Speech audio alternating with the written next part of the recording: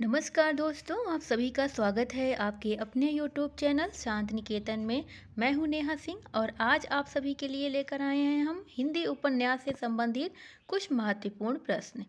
जो भी 13 उपन्यास हिंदी यूजीसी नेट हिंदी के सिलेबस में लगे हुए हैं, उनसे आधारित जो भी प्रश्न हैं वो सभी आपको यहाँ पर देखने को मिलेंगे। साथ ही साथ हिंदी उपन्यास से संबंधित जो अन्य प्रश्न बन सकते हैं वो भी यहाँ पर आपको देखने को मिलेगा। तो चलिए फिलहाल इस प्रश्न को हम सॉल्व करने की कोशिश करेंगे। आप सभी से रिक्वेस्ट है, एक बार यह वीडियो ज़रूर देखें और वीडियो अगर अच्छा लगता है तो प्लीज़ लाइक करें, चैनल को सब्सक्राइब करें। बाकी एक और जानकारी, अगर हिंदी उपन्यास जो कि 13 उपन्यास लगे हैं यूजीसी नेट के सिलेबस में, उन्हें अगर आपको पढ़ना है तो आप हमारे चैनल की प्लेलिस्ट में जाइए। वहाँ पे आपको 13 के 13 पूरे उपन्यास मिल जाएंगे समीक्षा सहित पढ़ने के लिए। तो चलिए फिलहाल अभी हम अपने प्रश्न को हल करने की कोशिश करेंगे।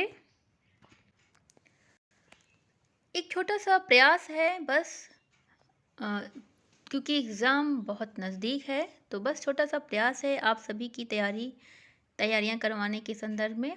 तो चलिए हम पहला प्रश्न सॉल्व करते हैं। कौन सा कथन असत्य है, इसमें पूछा गया है। कथन है ABCD, विकल्प 4 हैं। पहला कथन है साहित्य के सत्य और इतिहास के सत्य में भेद होता है। दूसरा कथन है इतिहास में उपलब्ध प्रमाणों से सत्य खोजा जाता है। तीसरा कथन है साहित्य में संभावना या कल्पना से सत्य को गढ़ा जाता है। और डी विकल्प है इतिहास में कल्पना पर तथा साहित्य में तथ्य पर बल रहता है। तो यहाँ पर हमें असत्य कथन बताना है। तो अगर हम देखें तो इस प्रश्न का हमारा जो सही विकल्प होगा वह है डी, कि इतिहास में कल्पना तथा साहित्य में तथ्य पर बल रहता है। ये बिल्कुल गलत बात है। इतिहास में कल्पना पर ना ही बल होता है और ना ही साहित्य में बल्कि ये उल्टा है। साहित्य में अक्सर कल्पना अधिकतर वहाँ पे बल दिया जाता है, जबकि इतिहास में तथ्यों पर ज़्यादा बल दिया जाता है। ठीक है, इसके अलावा ये हमारे तीनों कथन सत्य हैं। चलिए तो विकल्प हमारा सही हो जाएगा डी। अगला प्रश्न हम देखते हैं। पृथ्वीराज रासो का सत्य आधारित है। विकल्प है ए कल्पना पर, बी इतिहास पर, सी इतिहास और कल्पना दोनों पर, डी किसी पर नहीं। तो यहाँ पे हम सभी जानते हैं कौन सा विकल्प सही होगा। तो अधिकतर विद्वानों ने इसे ऐतिहासिक माना है, किसी ने काल्पनिक माना है। तो यहाँ तो अगर हम देखें तो सी विकल्प भी सत्य होगा, लेकिन कुछ विद्वानों के हिसाब से ए विकल्प भी सत्य माना जाएगा। ठीक है, चलिए आगे देखते हैं। मेरी इच्छा भारतीय इतिहास के अप्रकाशित अंश में से उस प्रकांड घटनाओं का दिग्दर्शन कराने की है जिन्होंने हमारी वर्तमान स्थिति को बनाने में बहुत कुछ प्रयत्न किया है। यह कथन किसका है? मोस्ट इम्पॉर्टेंट कथन है। किसका कथन है आप सभी को बताना है। विकल्प हमारा इसमें कौन सा सत्य होगा? तो इस प्रश्न में जो हमारा सही विकल्प है वह है डी, जयशंकर प्रसाद का कथन है यह। ठीक है, कि मेरी इच्छा भारतीय इतिहास के अप्रकाशित अंश में से उन प्रकांड घटनाओं का दिग्दर्शन कराने की है जिन्होंने हमारी वर्तमान स्थिति को बनाने में बहुत कुछ प्रयत्न किया है। चलिए हम अगला प्रश्न अपना देखते हैं।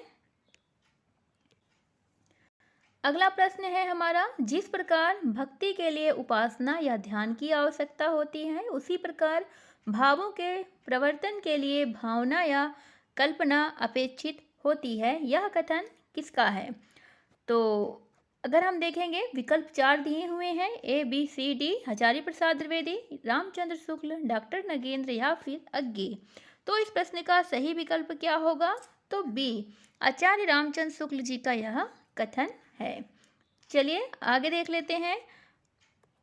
अगला प्रश्न है हमारा, व्योम कुंजों की परिकल्पने भूमि को निज स्वर्ग पर ललचा रही, उड़ न सकते हम तुम्हारे स्वप्न तक, शक्ति है तो आ बसा अलका यहीं। तो ये जो पंक्तियां दी गई हैं, पूछा गया है कि कल्पना के विषय में ये पंक्तियां हैं। ये पंक्तियां किनकी हैं यह पूछा गया है।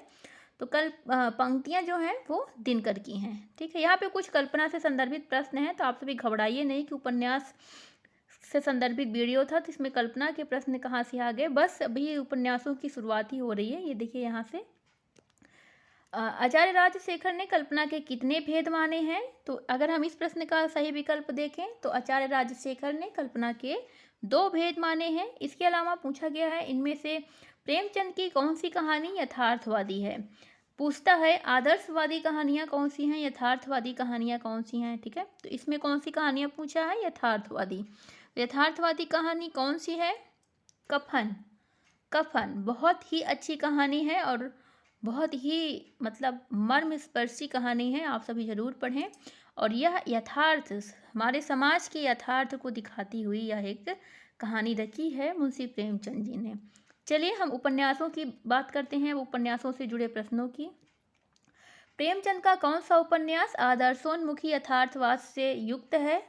तो विकल्प है ए गोदान, बी निर्मला, सी रंगभूमि या फिर डी इनमें से सभी।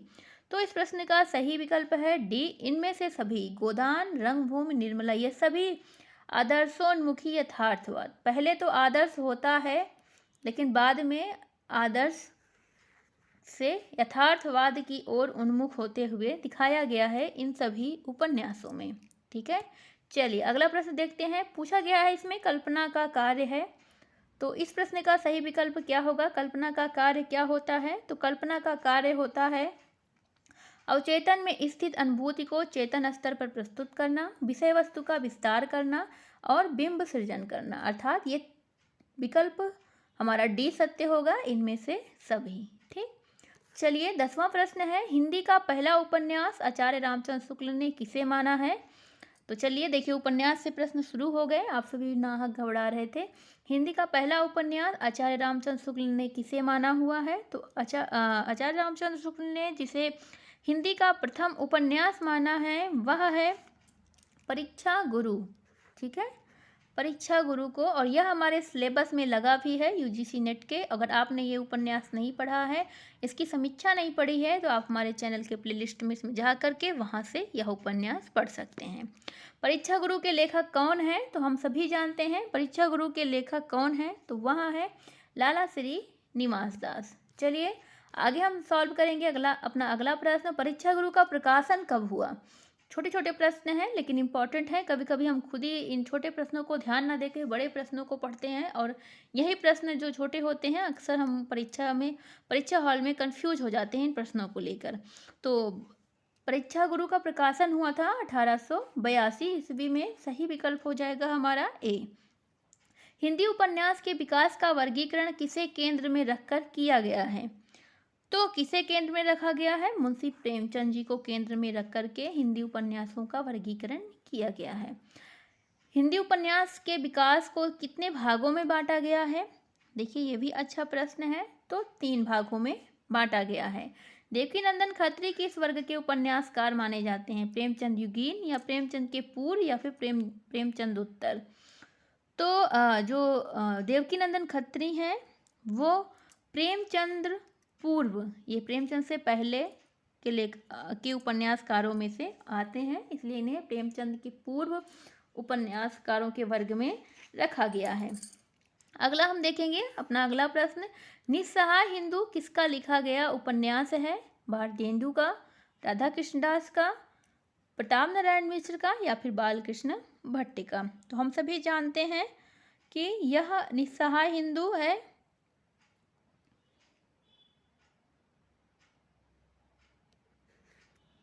राधा कृष्ण दास का। निस्सहाय हिंदू में किस समस्या का चित्रण है?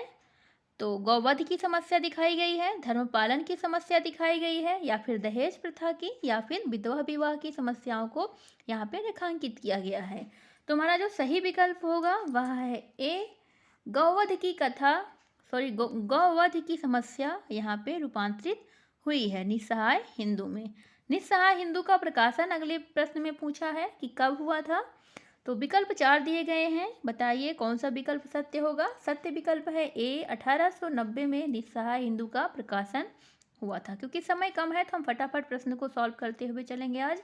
कौन सा उपन्यासकार अयारी और तिस्लमी उपन्यास लेखन में शीर्षस्थ है? विकल्प है ए, बी, सी, डी, गोपाल राम गहमरी, बाबू देवकीनंदन खत्री या फिर विश्वंभर नाथ कौशिक या फिर पांडेय वेचन शर्मा उग्र। तो हमारा सही विकल्प इसमें होगा देवकी नंदन खत्री, यारी और तिलस्मी उपन्यास। ठीक है। चंद्रकांता उपन्यास के लेखक कौन है? तो बहुत ही साधारण सा प्रश्न है, बाबू देवकी नंदन खत्री। कौन सा उपन्यास बाबू देवकी नंदन खत्री का नहीं है? तो चंद्रकांता भूतनाथ, चंद्रकांता संतति, सिरकटी लाश। तो हम सभी जान रहे हैं कि ये तो सारे इन्हीं के हैं। कौन सा नहीं है? तो सिरकटी लाश इनकी नहीं है। हिंदी के किस उपन्यास को पढ़ने के लिए तमाम लोगों ने हिंदी सीखी? तो ये भी बहुत आसान सा प्रश्न है। चंद्रकांता को पढ़ने, इतना फेमस उपन्यास था, इसे पढ़ने के लिए बहुत से लोगों ने हिंदी को सीखा था। बालकृष्ण भट्ट का कौन सा उपन्यास इनमें से एक है? नूतन ब्रह्मचारी, एक अजान सो सुजान, रहस्य कथा या फिर ये सभी। तो इस प्रश्न का सही विकल्प है डी, ये सारे उपन्यास बालकृष्ण भट्ट के हैं। इनमें से कौन सा महाकाव्यात्मक उपन्यास मुंशी प्रेमचंद जी का है? प्रश्न पूछा गया है। विकल्प है हमारे प्रेमाश्रय, बी है रंगभूमि, सी गबन या फिर डी गोदान। तो इस प्रश्न का सही विकल्प जो है वह है डी, गोदान को महाकाव्यात्मक उपन्यास की संज्ञा दी गई है। हिंदी में जासूसी उपन्यास लिखने की परंपरा का श्री गणेश किसने किया? विकल्प है गोपाल राम गहमरी, बी है ओम प्रकाश शर्मा, सी है इब्ने सफी या फिर डी है बाबू देवकी नंदन खत्री। तो इस प्रश्न का सही विकल्प हम देखें तो जासूसी उपन्यास लिखे हैं गोपाल राम गहमरी ने। ठीक। कौन सा उपन्यास गोपाल राम गहमरी का नहीं है? विकल्प है जासूस की भूल, विकल्प बी है सिरकटी लाश, सी है काजल की कोठरी, डी है गुप्त भेद।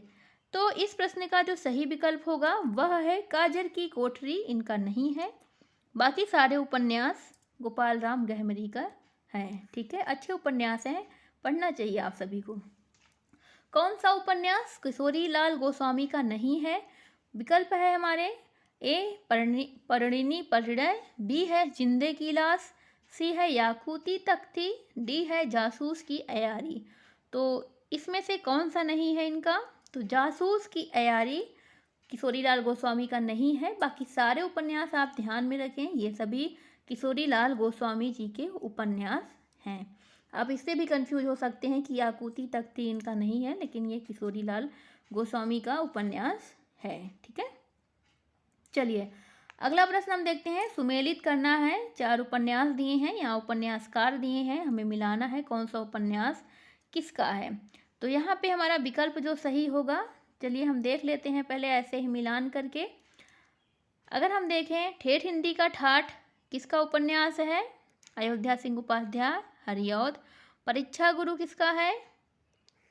लाला श्री निवास दास। इसके अलावा लीलावती, अगर हम देखें लीलावती किसका उपन्यास है? तो लीलावती है किशोरी लाल गोस्वामी का। आदर्श हिंदू लज्जाराम शर्मा। तो हमारे कौन सा विकल्प सही हो जाएगा इसमें?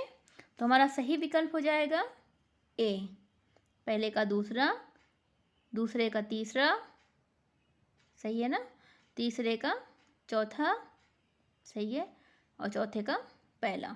चलिए अगला प्रश्न देखते हैं। चंद्रकांता का मूल आधार है, विकल्प दिया हुआ है विशाख दत्त या फिर तिलस्म होसरुबा या फिर मुद्रा राजचंद या फिर इनमें से कोई नहीं। तो तिलस्म होसरुबा जो है यह चंद्रकांता का मूल आधार माना जाता है। चलिए आगे देखेंगे। अगला प्रश्न है, जितने हिंदी पाठक बाबू देवकी नंदन खत्री ने उत्पन्न किए उतने और किसी ग्रंथकार ने नहीं। चंद्रकांता पढ़ने के लिए ही न जाने कितने उर्दू जीवी लोगों ने हिंदी सीखी। यह कथन किस समीक्षक का है? मुंशी प्रेमचंद का, आचार्य रामचंद्र शुक्ल का, या फिर डॉक्टर नगेंद्र का, या फिर किशोरी लाल गोस्वामी जी का यह कथन है। तो अगर हम देखें तो इस प्रश्न का सही विकल्प है आचार्य रामचंद्र शुक्ल, बी विकल्प हमारा सत्य हो जाएगा। 31वां प्रश्न है, तिलस्म का अर्थ है, क्या अर्थ है? गुफा या फिर अद्भुत और आश्चर्यजनक कल्पना या फिर गतिवान या फिर दूर तक दौड़ने वाला। तो सही विकल्प है हमारा बी, अद्भुत और आश्चर्यजनक कल्पना। ठीक है, कल्पना की दुनिया। अय्यार का तात्पर्य है ए चालाक, बी वेग से चलने वाला, सी ए और बी दोनों, डी जासूस। तो जो हमारा ये विकल्प है इसमें हमारा सी विकल्प सत्य होगा, चालाक और वेग से चलने वाला दोनों ही माना जाएगा।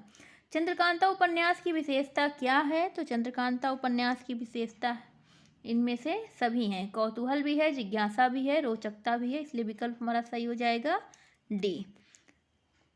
आगे देखेंगे, अभी और भी जो सिलेबस में लगे हैं यूजीसी नेट के वो सारे उपन्यास भी आएंगे। आप सभी धैर्य बना करके प्रश्न को सॉल्व करें, वीडियो देखते चलें। अभी सारे जो 13 उपन्यास हैं उनसे भी संदर्भित सारे प्रश्न आएंगे। ठीक है, चंद्रकांता उपन्यास का नामकरण किया गया है, तो किसके नाम पर किया गया है? तो हम सभी जानते हैं चंद्रकांता उपन्यास का नामकरण नायिका के नाम पर किया गया है। फटाफट देख लेते हैं। तेज सिंह नामक चरित्र किस उपन्यास में है? तो तेज सिंह नाम का जो चरित्र है वह है चंद्रकांता में। चंद्रकांता उपन्यास की शैली है किस प्रकार की? तो चंद्रकांता उपन्यास की शैली है किस्सा गोई। ठीक, प्रेमचंद का जीवन काल पूछा है, प्रेमचंद का जीवन काल क्या है? तो यहाँ पे सही विकल्प होगा 1880 से 1936 ईस्वी। आगे देखेंगे, प्रेमचंद के बारे में कथन है इम्पोर्टेंट। प्रेमचंद शताब्दियों से पददलित, अपमानित और उपेक्षित कृषकों की आवाज़ थे। यह कथन किसका है? तो यह जो कथन है वह है आचार्य हजारी प्रसाद द्विवेदी जी का। ठीक है, चलिए आगे देखेंगे हम। प्रेमचंद का गोदान कब प्रकाशित हुआ? आसान सा प्रश्न है, 1936 में। कुछ प्रेमचंद के उपन्यास दिए गए हैं, उन्हें सन वाइज हमें बताना है। तो देखेंगे इस प्रश्न का सही विकल्प क्या हो जाएगा। तो इस प्रश्न का जो सही विकल्प होगा वह है सी, क्योंकि प्रेमाश्रम जो है 1922, रंगभूमि 25, गोदान जो है 36 और निर्मला 27। ठीक है, चलिए आगे देखते हैं। निम्न उपन्यासों को रचना काल के आरोही क्रम में व्यवस्थित करना है। तो कौन सा उपन्यास पहले लिखा गया, फिर कौन सा, फिर कौन सा? तो इस प्रकार विकल्प सही हो जाएगा डी, पहले रंगभूमि, फिर निर्मला, फिर गबन, उसके उपरांत गोदान। ठीक है, चलिए अगला प्रश्न देखेंगे। दहेज प्रथा और अनमेल विवाह की समस्या प्रेमचंद के किन उपन्यास में चित्रित है? तो यह चित्रित है निर्मला उपन्यास में। प्रेमचंद के किस उपन्यास में कृषक समस्या का चित्रण है? तो प्रेमचंद का जो उपन्यास है विकल्प के हिसाब से अगर हम देखें तो प्रेमाश्रम और गोदान दोनों में ही कृषक समस्या का चित्रण है, इसलिए विकल्प सही हो जाएगा हमारा डी। चलिए अगला प्रश्न देखते हैं। शासक वर्ग के अत्याचारों का चित्रण प्रेमचंद ने किस उपन्यास में किया हुआ है? तो शासक वर्ग के अत्याचारों का जो चित्रण है वह प्रेमचंद ने रंगभूमि नामक उपन्यास में किया हुआ है। प्रेमचंद के उपन्यासों की विशेषता क्या है? तो प्रेमचंद के उपन्यासों की जो विशेषता है वह है आदर्शोन्मुखी यथार्थवाद। ठीक है, प्रेमचंद का कौन सा उपन्यास अधूरा रह गया? तो प्रेमचंद का जो उपन्यास अधूरा रह गया वह है मंगल सूत्र।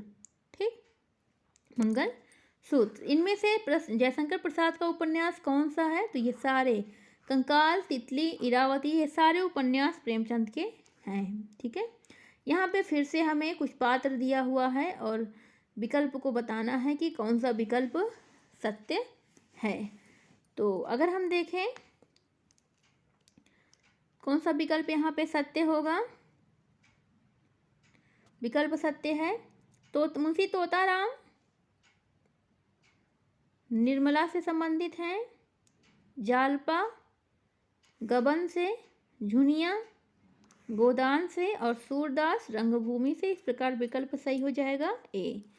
चलिए आगे देखेंगे मैला आंचल। देखिए सारे उपन्यास अब आ गए हमारे सिलेबस के। मैला आंचल किस प्रकार का उपन्यास है? ऐतिहासिक, सांस्कृतिक, आंचलिक या फिर सामाजिक? मैला आंचल जो है वो आंचलिक उपन्यास है। भिखारिणी उपन्यास के लेखक कौन है? तो भिखारिणी उपन्यास के लेखक अगर हम देखें तो विश्वंभर नाथ शर्मा कौशिक हैं। ठीक है, चलिए, प्रेम के आदर्श स्वरूप की व्याख्या किस उपन्यास में प्रसाद जी ने की हुई है? तो प्रेम के आदर्श स्वरूप की व्याख्या जो है वह प्रेमचंद्र जी ने तितली नामक उपन्यास में की हुई है। ठीक है, प्रेमचंद के किस उपन्यास के पात्र अपने वर्ग का प्रतिनिधित्व करते हैं? तो अगर हम प्रेमचंद के ऐसे उपन्यासों की बात करें तो प्रेमचंद का वह उपन्यास है गोदान। इसमें प्रत्येक जो पात्र हैं वो अपने वर्ग का प्रतिनिधित्व करते हुए दिखेंगे। अगर गोदान आपको पढ़ना है, इसकी समीक्षा पढ़नी है, तो आप हमारे चैनल के प्लेलिस्ट में जाइए, वहाँ हिंदी उपन्यास आपको 13 उपन्यासों का एक वीडियो मिलेगा, उसमें सभी उपन्यास दिए गए हैं। प्रेमचंद के साहित्य पर सर्वत्र शिव का शासन है, सत्य और सुंदर शिव के अनुचर होकर आते हैं। यह विचार किस समीक्षक के हैं? तो यह जो विचार है वह है डॉक्टर नगेंद्र का।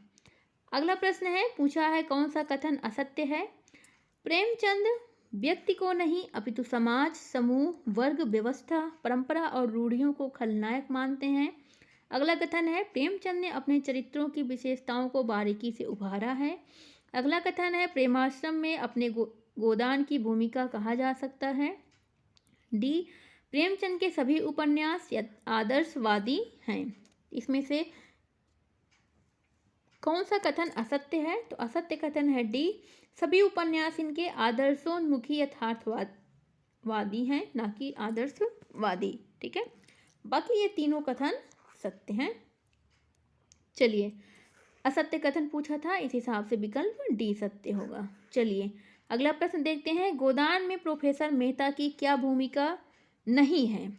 देखिए, यहाँ पे पूछा है क्या भूमिका नहीं है। विकल्प है ए, वे बुद्धिजीवी वर्ग का प्रतिनिधित्व करते हैं। बी, वे ग्रामीण और शहरी कथा के सेतु हैं। सी, वे प्रेमचंद के प्रवक्ता हैं। डी, प्रेमचंद के नारी संबंधी विचारों को मेहता प्री मेंस लीग में भाषण देते समय अभिव्यक्त करते हैं या फिर देते हैं, अभिव्यक्ति देते हैं। तो इस प्रश्न का जो सही विकल्प है वह है बी, वे शहरी और ग्रामीणी कथा के सेतु हैं। ऐसा नहीं है। ठीक है, चलिए, बाकी अगला प्रश्न हम देखते हैं अपना, कौन सा उपन्यासकार मनोविश्लेषणवादी परंपरा में नहीं है? जैनेन्द्र, अज्ञेय, इलाचंद जोशी या फिर वृंदावन लाल वर्मा? तो हम सभी जानते हैं वृंदावन लाल वर्मा मनोविश्लेषणवादी परंपरा में नहीं आते। हिंदी का ऐतिहासिक उपन्यासकार किसे कहा जाता है? तो हिंदी का ऐतिहासिक उपन्यासकार वृंदावन लाल वर्मा को कहा जाता है। काल के आरोही क्रम में व्यवस्थित करना है कुछ उपन्यासों को, तो इस हिसाब से हमारा विकल्प कौन सा सही होगा? उपन्यासों के नाम है सेवा सदन, तितली, चित्रलेखा और कितने पाकिस्तान। तो अगर हम सही विकल्प की बात करें तो हमारा ए सत्य विकल्प हो जाएगा। निम्नलिखित में से कौन सा पात्र गोदान का नहीं है? तो हम सभी जानते हैं होरी गोदान से है, गोबर गोदान से है, धनिया गोदान से है, और अगर गोदान से कौन सा पात्र नहीं है तो वह है डी, सोफिया। अर्थात विकल्प हमारा सही हो जाएगा डी। चलिए, सोफिया प्रेमचंद के किस उपन्यास का चरित्र है? देखिए, यहाँ पे पूछ भी लिया, तो सोफिया जो है वो रंगभूमि का नामक उपन्यास की पात्र है। चलिए, आगे देखेंगे। अगला प्रश्न में कुछ पात्र पूछा है, पात्र का नाम दिया है और उपन्यास के नाम दिया है, हमें सुमेलित करके बताना है कि कौन सा कथन सत्य होगा। चलिए, अभी हमने देखिए सूरदास को हमने भी लगाया था, ये भी इसके पहले एक प्रश्न आया हुआ था, ये थोड़ा छोटा कर लेते हैं, आप सभी को आसानी होगी। तो दिया है प्रेम शंकर। प्रेम शंकर हम सभी जानते हैं प्रेमाश्रम से संबंधित हैं। सूरदास हम सभी जान रहे हैं, सूरदास जो हैं वो रंगभूमि से, एक बार पहले हम अभी भी सॉल्व कर चुके हैं। मुंशी तोताराम, इनको भी हम अभी सॉल्व कर चुके थे, ये आएंगे निर्मला से, और होरी गोदान से। इस प्रकार हमारा विकल्प सही हो जाएगा सी। ठीक है, चलिए अगला प्रश्न देखते हैं। पंडित दाता दीन प्रेमचंद के किस उपन्यास के पात्र हैं? तो पंडित दाता दीन किस उपन्यास के पात्र हैं? गोदान के। ठीक है, विपन्नता के इस अथाह सागर में सुहाग ही वह ऋण था जिसे पकड़े हुए वह सागर को पार कर रही थी। यह कथन गोदान के किस पात्र के लिए प्रेमचंद ने प्रस्तुत किया है? बहुत ही स्पर्शी पात्र कथन है यह, मतलब जो पंक्तियाँ कही गई हैं जिस पात्र के लिए कही गई हैं वो भी। तो यह इन्होंने धनिया के लिए प्रस्तुत किया है। ठीक है। हम लोग दाने दाने को मोहताज हैं, देह पर साबुत कपड़े नहीं हैं, चोटी का पसीना एड़ी तक आता है तब भी गुजर नहीं होता। यह कथन गोदान के किस पात्र का है और किससे है, किसने किससे कहा है? यह आजकल ऐसे प्रश्न ज़्यादा बनने लगे हैं। तो इस प्रश्न का सही विकल्प हो जाएगा डी। गोबर कहता है होरी से, होरी से कहता है गोबर। गोबर थोड़ा क्रांतिकारी तरीके का होता है और होरी थोड़ा नम्र भाव का होता है ना। तो इसलिए गोबर को लगता है हम इतनी मेहनत करते हैं उसके बाद भी हम ठीक से नहीं रह पा रहे हैं, तो उसे थोड़ा जोश होता है, विद्रोह की भावना होती है थोड़ी उसके अंदर। ठीक है। तो गोबर का कथन होता है यह होरी से। मालती बाहर से तितली है और भीतर से मधुमक्खी, यह कथन प्रेमचंद ने कहकर क्या व्यंजित किया है? तो इस कथन का जो व्यंजना किया है मुंशी प्रेमचंद जी ने, उस हिसाब से हमारा विकल्प सही होगा बी। ठीक है। कि मालती का बाहरी रूप रंग आकर्षक है और अंदर से वह बड़ी भली महिला है। ठीक है। इसका मतलब यह होता होगा। चलिए आगे देखते हैं। अगला कथन है, अगला प्रश्न है, कर्ज वह मेहमान है जो एक बार आया फिर जाने का नाम नहीं लेता। बहुत ही अच्छी लाइन है। यह कथन किस उपन्यासकार का है? तो हम सभी जानते हैं यह कथन किस उपन्यासकार का है, मुंशी प्रेमचंद का। जीवन का सुख दूसरों को सुखी करने में है, उन्हें लूटने में नहीं। यह कथन किसका है? यह भी कथन जो है वो प्रेमचंद का ही है। गोदान से ही संबंधित हैं सारे कथन इनके। ठीक है। फिर से उपन्यास का नाम दिया है, उपन्यासकार के नाम दिया है और हमें बताना है कि कौन सा इसमें सत्य है। ठीक है। तो इस प्रश्न का जो सही विकल्प है वह है सन्यासी। सन्यासी उपन्यास किसने लिखा? तो सन्यासी उपन्यास जो लिखा है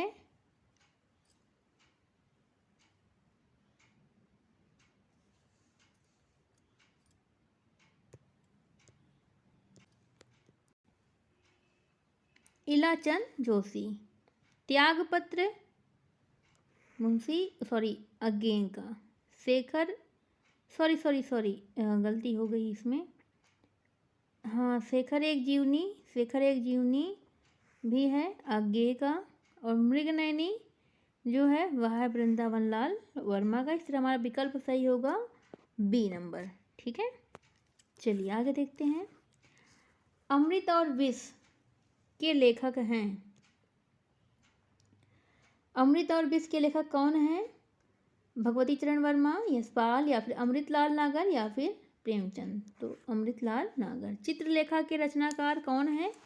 तो चित्रलेखा के जो रचनाकार हैं वह हैं भगवती चरण वर्मा। तमस उपन्यास के लेखक कौन हैं? तो तमस उपन्यास के लेखक जो हैं वो सिलेबस में भी लगा है तमस उपन्यास। ठीक है। तमस उपन्यास के लेखक हैं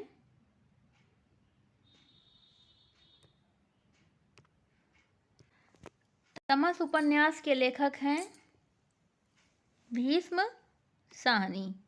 और यह हमारे सिलेबस में लगाया भी गया है उपन्यास। ठीक है। भीष्म साहनी। चलिए इसको आपकी समीक्षा पढ़नी होगा तमस की, तो आप हमारे चैनल पे जाके पढ़ सकते हैं। झूठा सच उपन्यास की विषय वस्तु आधारित है भारत विभाजन पर, स्वतंत्रता के प्रति मोह भंग पर, साठोत्तरीय भारत पर, या फिर इनमें से कोई नहीं। तो यह भारत विभाजन पे आधारित है। ठीक है। कितने पाकिस्तान के लेखक कौन हैं? तो कमलेश्वर। चलिए आगे देखेंगे। कुछ उपन्यासों के नाम दिए हैं और उपन्यासकारों के नाम दिए हैं, हमें बताना है कौन सा विकल्प इसमें सत्य है। तो अगर हम देखें तो यहाँ पे जो सत्य विकल्प होगा, अपने अपने अजनबी अज्ञे की रचना है। गली आगे मुड़ती है, गली आगे मुड़ती है शिव प्रसाद सिंह। राग दरबारी श्रीलाल शुक्ल। रेहन पर रघु केदारनाथ सिंह। तो इस तरह हमारा विकल्प सही हो जाएगा बी। ठीक है। क्याप उपन्यास के लेखक कौन है? तो क्याप उपन्यास के जो लेखक हैं वह हैं मनोहर श्याम जोशी। आपका बंटी नामक उपन्यास में किस समस्या का चित्रण है? तो आपका बंटी जो उपन्यास है हमारे सिलेबस में लगा है, मन्नू भंडारी का उपन्यास है। और अगर इसकी समीक्षा पढ़नी है आपको तो हमारे चैनल की प्लेलिस्ट में जाइए, वहाँ पे है। ठीक है। बाकी इस प्रश्न का जो सही विकल्प है वह है तलाकशुदा दंपत्ति के बच्चों की समस्या। कैसे उनके बच्चों पर मानसिक और कई प्रकार की दुष्परिणाम पड़ते हैं माता पिता की इस तरह से अलगाव का, वो चीज़ दिखाने की यहाँ पे कोशिश की गई है। महाभोज इनमें से किसका उपन्यास है? तो महाभोज जो है वह मन्नू भंडारी का उपन्यास है। चाक उपन्यास के रचनाकार कौन है?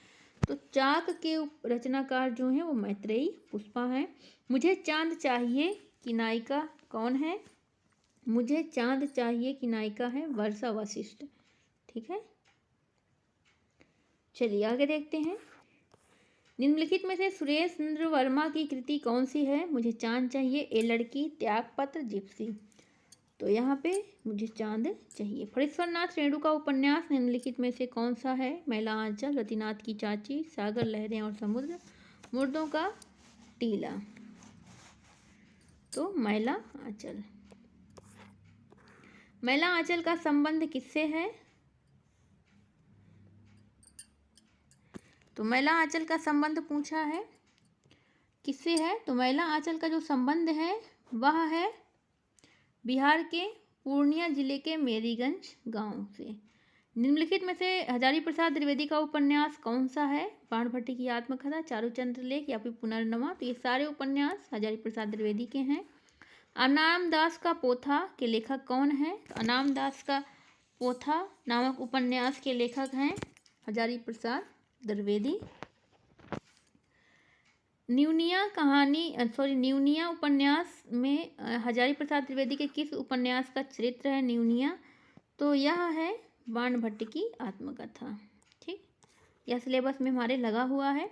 शरीर देव मंदिर की भांति पवित्र है, यह कथन है किसका? तो यह हजारी प्रसाद द्विवेदी का है, इनके बाणभट्ट की आत्मकथा से लिया गया। सियारों के स्पर्श से सिंह किशोरी कलुषित नहीं होती, बाणभट्ट की आत्मकथा में यह कथन किससे है? तो यह कथन है बाणभट्ट का भट्टनी से। बाणभट्ट यह कथन भट्टनी से कहता है। हजारी प्रसाद द्विवेदी के किस उपन्यास में मदनोत्सव का वर्णन किया गया है? तो किया गया है बाणभट्ट की आत्मकथा नामक उपन्यास में। बाकी हम देखेंगे फिर से। आपका बंटी जो है वो मन्नू भंडारी का उपन्यास है।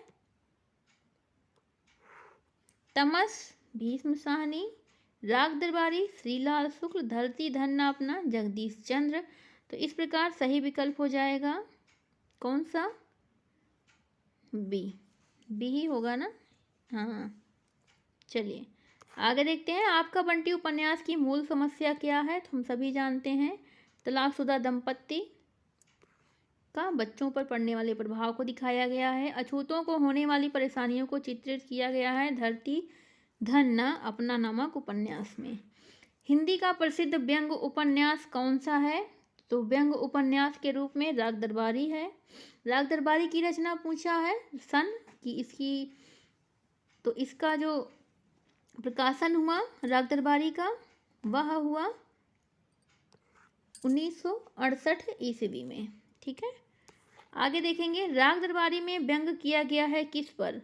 शिक्षा व्यवस्था पर, समाज के हर वर्ग पर, मजदूरों पर, उच्च वर्ग पर। तो यहाँ पे किया गया है एक तरीके से देखा जाए अगर हम तो समाज के हर वर्ग पे किया गया है, लेकिन शिक्षा व्यवस्था पर भी किया गया है। ठीक है। चलिए आगे देखेंगे। निम्नलिखित में से किस उपन्यास को साहित्य अकादमी पुरस्कार मिला हुआ है? तो अगर हम देखें तो राग दरबारी हिंदी का पहला उपन्यास आचार्य रामचंद्र शुक्ल ने माना है, हम सभी जानते हैं। परीक्षा गुरु को सॉल्व कर चुके हैं। चलिए इन उपन्यासों को जो हमारे सिलेबस में लगे हैं इन्हें एक क्रम में लगाना है, आरोही क्रम में। तो अगर हम इन्हें आरोही क्रम में लगाएंगे, उपन्यास है मैला आंचल, गोदान, धरती धन्ना अपना और परीक्षा गुरु। तो सर्वप्रथम बी विकल्प सत्य होगा। पहले परीक्षा गुरु, फिर गोदान, फिर मैला आंचल, फिर धरती धन्ना अपना। सही विकल्प सही हो जाएगा बी। गोदान का प्रकाशन हम सभी जानते हैं 1936 ईस्वी में हुआ था। आसान से प्रश्न है, फटाफट सॉल्व कर लीजिए। प्रेमचंद का कौन सा उपन्यास नहीं है? तो प्रेमचंद का इसमें उपन्यास नहीं है राग दरबारी। ठीक है, विकल्प सही हो जाएगा एक। निम्नलिखित में श्रीलाल शुक्ल का उपन्यास कौन सा है? तो श्रीलाल शुक्ल का जो उपन्यास है वो सभी हैं। राग दरबारी, आदमी का जहर, सूनी घाटी का सूरज, ये सारे राग दरबारी श्रीलाल शुक्ल के उपन्यास है। यहाँ पे कुछ स्थापना दी गई है और उसका तर्क दिया गया है और हमें बताना है कि कौन सा कथन सत्य है, कौन असत्य है। अवचेतन में स्थित अनुभूतियों, संस्कारों, बिंबों और धारणाओं को कल्पना के माध्यम से चेतन स्तर पर व्यक्त किया जाता है। तर्क है, नवोन्मेष सालनी प्रतिभा के द्वारा नई नई बातों, घटनाओं, पात्रों आदि की सृष्टि करना कल्पना का कार्य नहीं है। तो इसमें कौन सा सही है, कौन सा गलत है? तो हमारा जो स्थापना दी गई है वो सत्य है, लेकिन जो हमारा तर्क दिया गया ये गलत है। ठीक है, इस प्रकार विकल्प सही हो जाएगा बी। फिर से एक स्थापना दी गई है, परीक्षा गुरु, जो कि लाला श्रीनिवास दास की रचना है। प्रकाशन 1882 ईस्वी में हुआ, जिसे रामचंद्र शुक्ल हिंदी का प्रथम उपन्यास मानते हैं। तर्क है, देवरानी जेठानी की कहानी पंडित गौरी दत्त ने 1870 में लिखी, किंतु उसे शुक्ल जी पहला उपन्यास नहीं मानते क्योंकि इसमें औपन्यासिक तत्व नहीं है। तो इस प्रश्न का कौन सा विकल्प सही होगा? इसमें स्थापना भी सत्य है और तर्क भी सत्य है, इस तरह विकल्प सही हो जाएगा ए। फिर से एक स्थापना और तर्क का प्रश्न है। स्थापना है, प्रेमचंद शताब्दियों से पददलित, अपमानित और उपेक्षित कृषकों की आवाज़ थे। तर्क है, क्यों? क्योंकि प्रेमचंद का गोदान जमींदारी प्रथा के उन्मूलन एवं बैंकों के राष्ट्रीयकरण के कारण हुए देशव्यापी बैंकिंग विस्तार के कारण आज अप्रासंगिक हो गया है, क्योंकि किसान की समस्याएं आज वे नहीं हैं जो तब थी। तो इसमें कौन सा विकल्प हमारा सत्य है? तो इस हिसाब से देखें तो कौन सा विकल्प सत्य है? विकल्प प्रेमचंद का गोदान भले ही हुआ है, लेकिन समस्याएं तो हैं, कुछ ना कुछ प्रासंगिक तो हैं, लेकिन यहाँ पे विकल्प डी दिया हुआ है। हमें थोड़ा ये कन्फ्यूजन लग रहा है कि कम सही है। चलिए फिलहाल हम देखते हैं अगला प्रश्न अपना।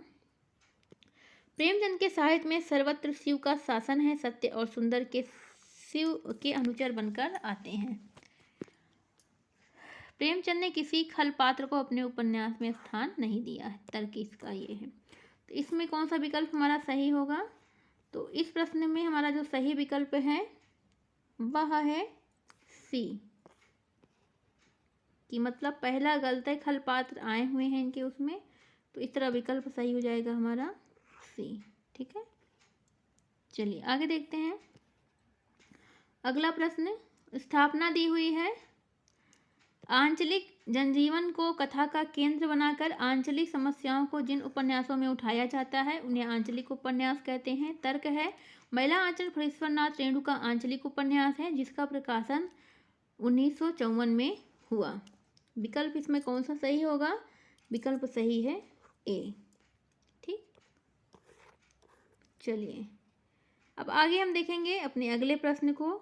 इसमें हमें सूचियों का मिलान करना है। ठीक है, सूचियों का मिलान करना है।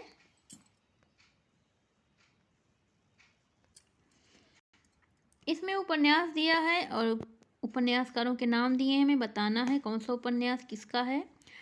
चंद्रकांता उपन्यास हम सभी जानते हैं देवकीनंदन खत्री का है। बाण भट्ट की आत्मकथा हजारी प्रसाद द्विवेदी। मैला आंचल फणीश्वरनाथ रेणु और गोदान प्रेमचंद। तो इस प्रकार हमारा सही विकल्प इसमें कौन सा हो जाएगा?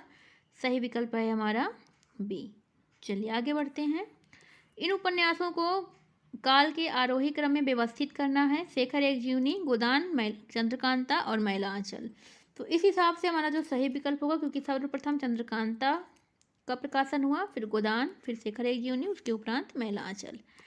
फिर से कुछ पात्र दिए हैं और उपन्यास दिया गया है, पूछा गया है कौन सा पात्र किस उपन्यास से संबंधित है उपन्यासकार से। तो इसमें शशि जो है वो शेखर एक जीवनी का पात्र है। इसके अलावा गोबर गोदान का पात्र है। बामन सिंह महिला आंचल का पात्र है और क्रूर सिंह चंद्रकांता का पात्र है। तो इस हिसाब से विकल्प हमारा सही हो जाएगा कौन सा, पहले का,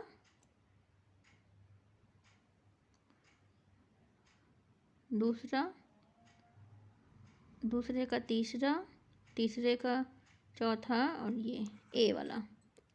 चलिए आगे बढ़ते हैं। जैनेन्द्र के इन उपन्यासों को आरोही क्रम में व्यवस्थित करना है। उपन्यास हैं सुखदा, परख, त्यागपत्र और कल्याणी।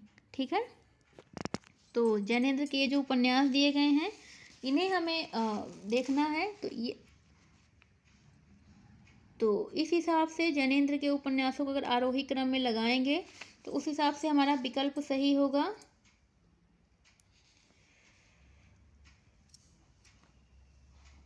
जैनेन्द्र के उपन्यासों को अगर आरोही क्रम में लगाएंगे तो उस हिसाब से हमारा विकल्प जो होगा सत्य वह होगा बी, परख, त्यागपत्र, कल्याणी और सुखदा। किस उपन्यास को ज्ञानपीठ पुरस्कार मिला हुआ है? तो राग दरबारी को। सूरज का सातवां घोड़ा किसकी रचना है? धर्मवीर भारती। 1.5 इंच मुस्कान किसकी रचना है? 1.5 इंच मुस्कान नहीं, यह जो रचना है मुझे लगता है 1 इंच मुस्कान होनी चाहिए। इसमें 1.5 मिसप्रिंट हो गया है, 1.5 इंच मुस्कान दे दिया है। यह 1 इंच मुस्कान होनी चाहिए थी और यह राजेंद्र यादव और मन्नू भंडारी की सम्मिलित रचना है। ठीक है, कौन सा उपन्यास विवेकी राय का है? तो विवेकी राय का उपन्यास है शायद बबूल। विकल्प हमारा सही हो जाएगा, हमें लग रहा है ए विकल्प हमारा सत्य हो जाएगा, बबूल। चलिए आगे देखते हैं। कौन सा उपन्यास प्रेमचंद जी का अधूरा उपन्यास था? तो वह है इरावती। अगला देखेंगे, भगवती चरण वर्मा का पाप पुण्य की व्याख्यान करने वाला कौन सा उपन्यास है? विकल्प हैं चित्रलेखा, विकल्प बी टेढ़े मेढ़े रास्ते, सी भूले बिसरे चित्र और इनमें से कोई नहीं। तो इस प्रश्न का जो सही विकल्प होगा वह है ए चित्रलेखा। ठीक है, अगला प्रश्न है, कौन सा कथन असत्य है? रेणु आंचलिक उपन्यासकार हैं, या फिर गोदान कृषक जीवन का महाकाव्य है, या फिर निरुपमा मोहन राकेश का लिखा उपन्यास है, या फिर कुरकुर स्वाहा के लेखक मनोहर श्याम जोशी हैं। तो इस प्रश्न का जो सही विकल्प है वह है सी निरुपमा मोहन राकेश का लिखा हुआ उपन्यास है। यह जो प्रश्न है वह असत्य है। चलिए फिर कुछ स्थापना दी हुई है, तर्क दिया हुआ है। प्रेमचंद ने खलनायक की नई परिकल्पना की है, वे व्यक्ति के नहीं अपितु वर्ग, ये हमने हल किया हुआ है शायद, अपितु वर्ग व्यवस्था समूह परंपरा को खलनायक मानते हैं। ठीक है, तर्क है कि गोदान में राय साहब नहीं अपितु जमींदार और जमींदारी व्यवस्था कृषकों का शोषण करते हैं, और व्यक्ति दाता दीन नहीं अपितु तथा कथित धर्म के ठेकेदार कृषकों के शोषण के लिए उत्तरदायी हैं। तो इस प्रश्न का जो सही विकल्प है वह है ए, तर्क और स्थापना दोनों ही सत्य हैं। प्रेमचंद के व्यक्तित्व में गोदान के किन दो पात्रों का चारित्रिक विशेषताएं उपलब्ध होती हैं?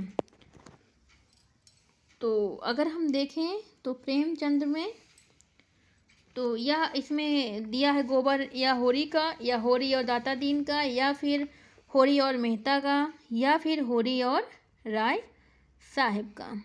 तो प्रेमचंद के व्यक्तित्व में अगर हम देखें तो गोदान के जो दो पात्र हमें देखने को मिलते हैं, उनकी विशेषताएं जो हमें देखने को मिलती हैं वह हैं होरी और मेहता। ठीक, गोदान में अपने नारी संबंधी विचार प्रेमचंद ने किसके माध्यम से व्यक्त किए हैं? तो मेहता के माध्यम से। कौन सी कहानी प्रेमचंद की यथार्थ कहानी है? पूस की रात। फिर से सूचियों का मिलान करना है और हमें बताना है कौन सा कथन इसमें सत्य है। कफन कहानी जो है वो प्रेमचंद की है, हम सभी जान रहे हैं। मिलान कर लेते हैं। कफन प्रेमचंद। चीफ की दावत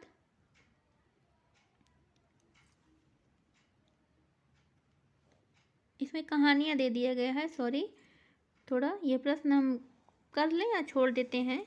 कर ही लेते हैं, कोई समस्या नहीं है। भीष्म साहनी, राजा निम्बसिया, कमलेश्वर, वापसी, उषा प्रियमवदा। विकल्प सही हो जाएगा बी। आगे देखते हैं। फिर से ये कहानी दिया हुआ है, इसे हम आगे बाद में देखेंगे। चलिए अभी हम पहले उपन्यास पढ़ रहे हैं तो उपन्यास देखेंगे। लालटेन की छत किसका उपन्यास है? यहाँ पे दिया गया है कृष्णा सोबती का, या फिर चित्रा मुदगल का, या फिर अज्ञे का, या फिर निर्मल वर्मा का। तो लालटेन की छत, लालटेन की छत है निर्मल वर्मा का उपन्यास। ठीक है, निर्मल वर्मा का उपन्यास है। शेखर एक यूनिट में कौन सा पात्र नहीं है? तो शशि भी हैं, शेखर भी है, विद्यावती भी हैं। तो इसमें कौन सा पात्र नहीं है? तो ज्वाला सिंह। ठीक है, सही विकल्प क्या हो जाएगा? ज्वाला सिंह अर्थात डी। बाणभट्ट की आत्मकथा किसका उपन्यास है? तो हम सभी जान रहे हैं हजारी प्रसाद द्विवेदी का उपन्यास है। निम्नलिखित में से फणीश्वरनाथ रेणु का उपन्यास कौन सा है? तो फणीश्वरनाथ रेणु का उपन्यास जो है वह है परती परिकथा। ठीक, परती परिकथा जो है वो फणीश्वरनाथ रेणु का उपन्यास है। आगे देखेंगे अपना अगला प्रश्न। हम सूचियाँ दी गई हैं कुछ, हमें मिलान करना है उन सूचियों से। सबाही नचावत राम गोसाई जो कृति है वह किस कृतिकार की है? हमें देखना है, बताना है। तो यह जो कृति है मिलान करते हैं पहले, चलिए फटाफट।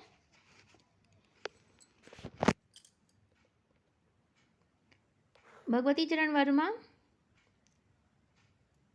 विराटा की पद्मिनी, वृंदावन लाल वर्मा, चंद हसीनों के खतूत यशपाल का है, सॉरी झूठा सच, चंद हसीनों के खतूत पांडे बेचन शर्मा उग्र।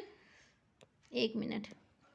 सबाही नचावत राम गोसाई, भगवती चरण वर्मा, विराटा की पद्मिनी, वृंदावन लाल वर्मा। इसके अलावा चंद हसीनों के खतूत पांडे बेचन शर्मा उग्र, झूठा सच यशपाल का है। ठीक है,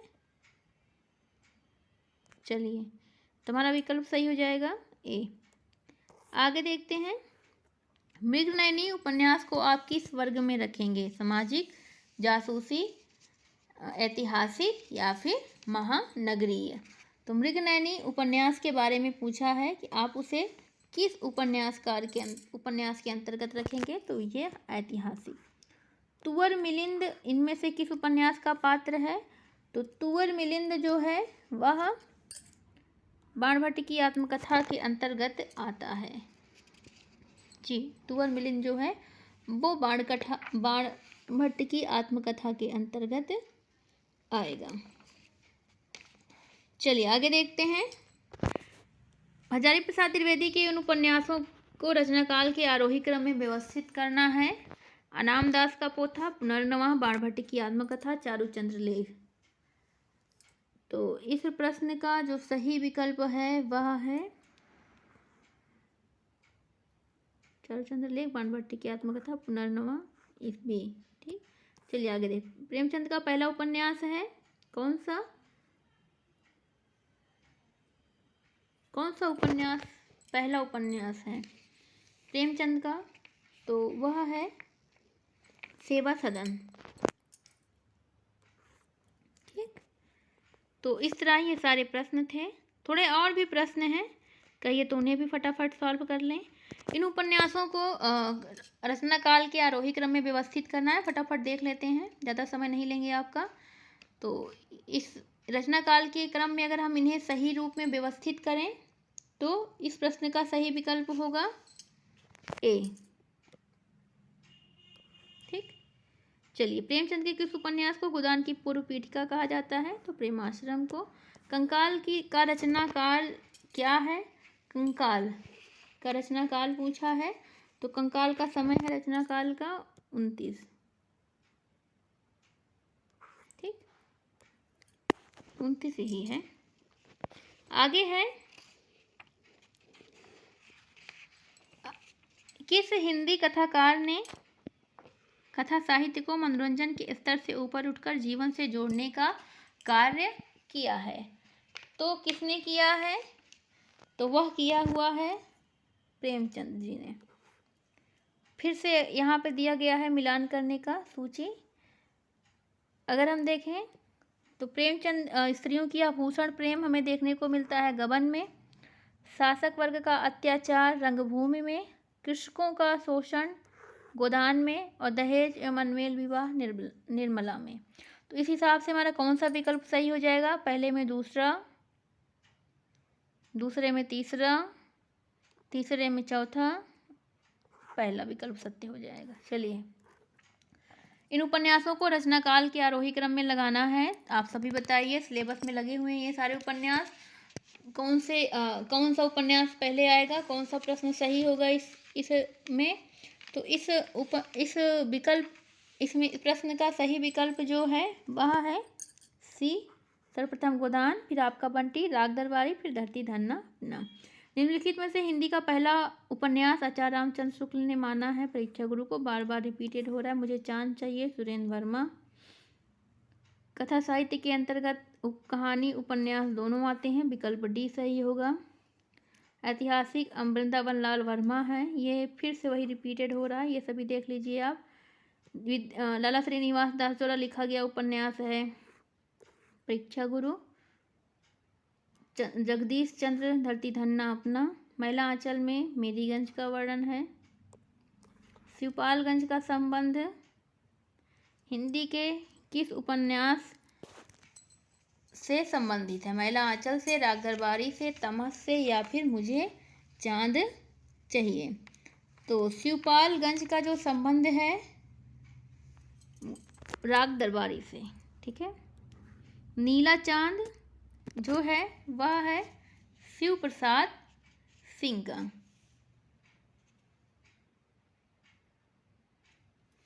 नीला चांद जो है वह है शिव प्रसाद सिंह का। चलिए आगे देखते हैं। ये सारे प्रश्न हमने सॉल्व किया हुआ है, तो अगली बार जो होगा प्रैक्टिस सेट वो और टफ होगा। ठीक है, ये सभी प्रश्न आप हल करने की कोशिश करिए और हमें बताइए कौन सा विकल्प सत्य होगा। एक प्रश्न ये है, ठीक, आपका होमवर्क, और एक प्रश्न यह है, ये भी एक प्रश्न है। नारी शरीर देव मंदिर के भांति पवित्र है, यह पंक्ति किस उपन्यास में है? ठीक, इसको हमने कर लिया है, ये नहीं करिएगा आप। बाणभट्ट ने भट्टनी से कहा हुआ था। ठीक है, ये सारे प्रश्न हैं, आप इन्हें हल करिएगा। चलिए फिर मिलते हैं एक और नए प्रैक्टिस सेट के साथ, या फिर हो सकता है नया टॉपिक भी लेकर हम आए। चलिए धन्यवाद। और इस बार प्रश्न थोड़े टफ रहेंगे। ये प्रश्न तो बहुत इजी थे, सारे प्रश्न बहुत इजी थे, लेकिन इस बार जो प्रैक्टिस सेट होगा वो थोड़ा टफ रहेगा। तो मिलते हैं एक नए वीडियो के साथ, तब तक के लिए धन्यवाद।